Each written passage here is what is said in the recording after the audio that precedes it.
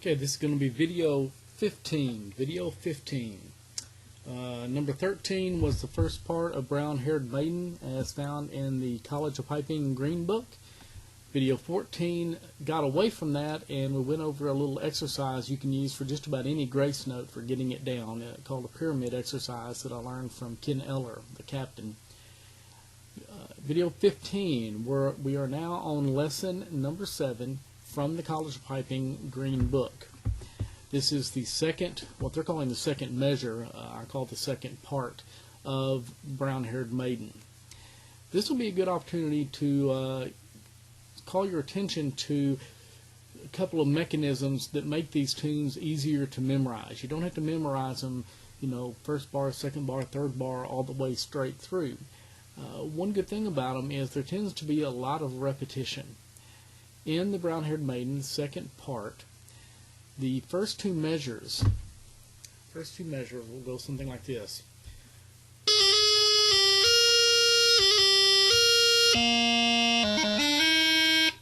Okay.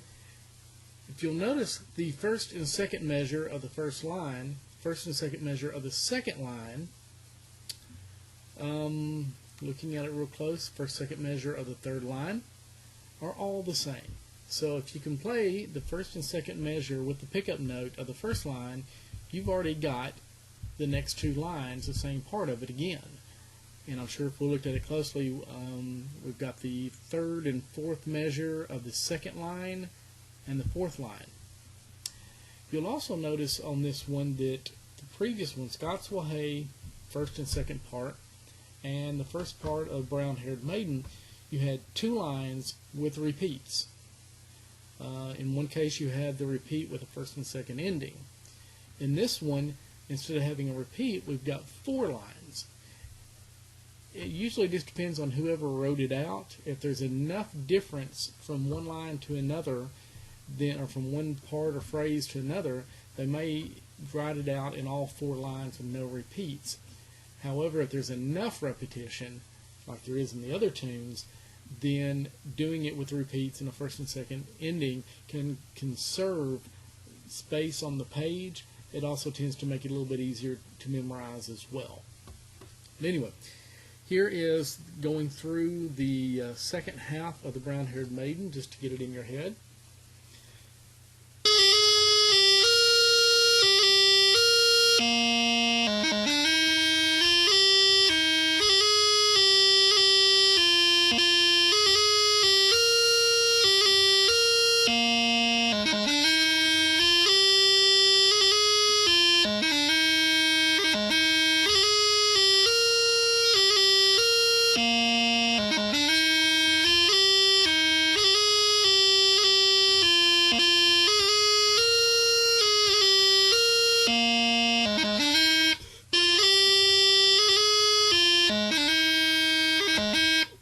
If you were paying really close attention there, or want to back it up, you'll probably notice that the last measure of the second line accidentally did a light D throw. That is one thing about playing both of them. Sometimes you'll get them mixed up, play the wrong one. In a contest situation, that would be a big ding.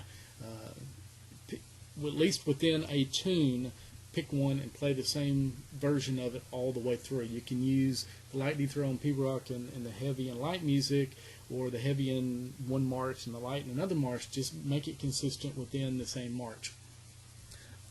Brown Haired Maiden is also a tune it's a pretty much a standard tune that everybody needs to know. It's used very often for mass bands. So when you go to some Highland games and participate in a mass band, it's very common that Scotland the Brave, Brown Haired Maiden, High Road to Gairloch, some of those tunes, a lot of them that are in this green book, will be used as mass band tunes. So it's good to learn it. Okay, I'm gonna speed a little bit up, and instead of going one bar at a time, I'm gonna go ahead and do two bars at a time, or one phrase at a time on this. We have pickup notes again, which is consistent. So the first two bars of the first line.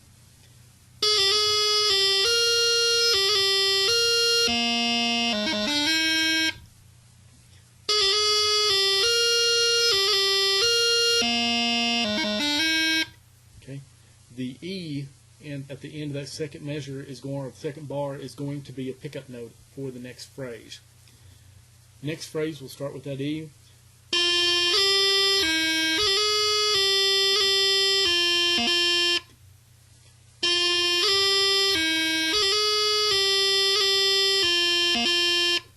If you haven't figured it out yet, as we're going through this, I'm not putting a big pause in between normally the parts. Hit the pause button on the video. So you can hit the pause button, practice that a little bit, and go on to the next one, or you can usually move the slider over a little bit if you need to back up and do that piece again. Okay, the first line, leaving off the pickup note that's at the very, very end of that line.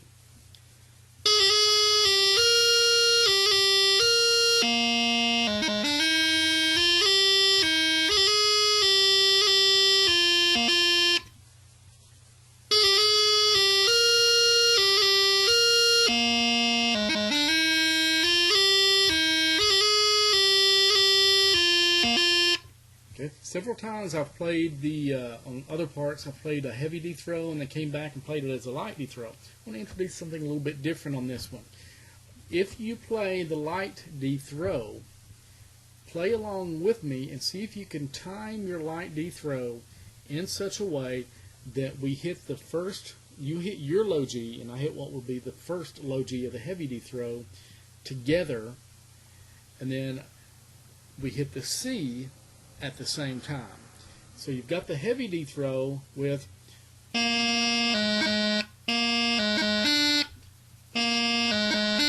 I've got the first low G and then I've got the C. In the light D throw,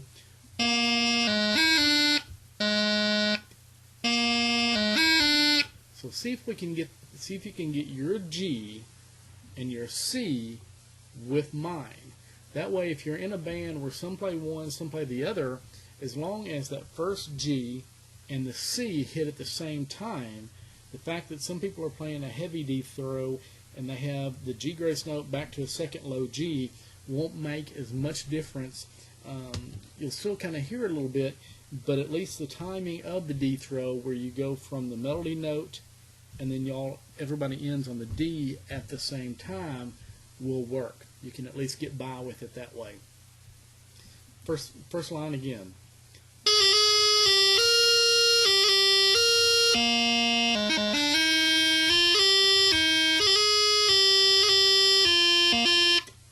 Okay. First two measures of the next line.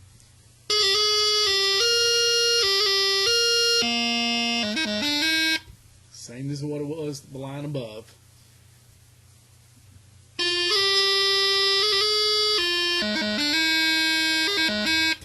Okay, that's a new one. That's a little bit new one. So we'll pick up the pickup note from the end of the second measure on the second line and take it through.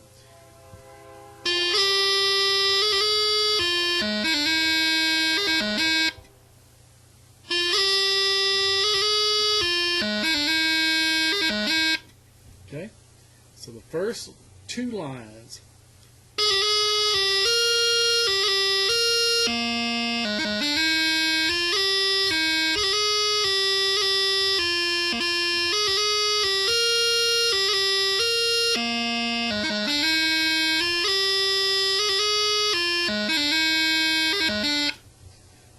Messed up my D strike. I need to go back and do some exercises. And for some reason, I keep putting that light D throw in there. It's something I need to fix. So catch yourself and don't let yourself go by on it. See if I can get through the last two lines before we run out of time.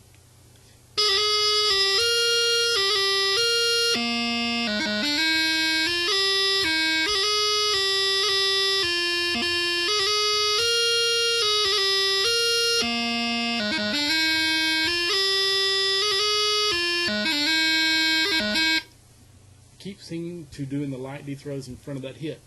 Let's do the last line again.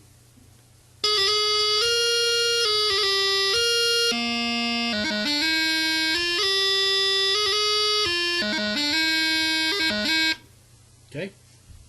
So the last line is a little bit different. That's why they didn't do a first and second ending. Give it a try and we'll be back later.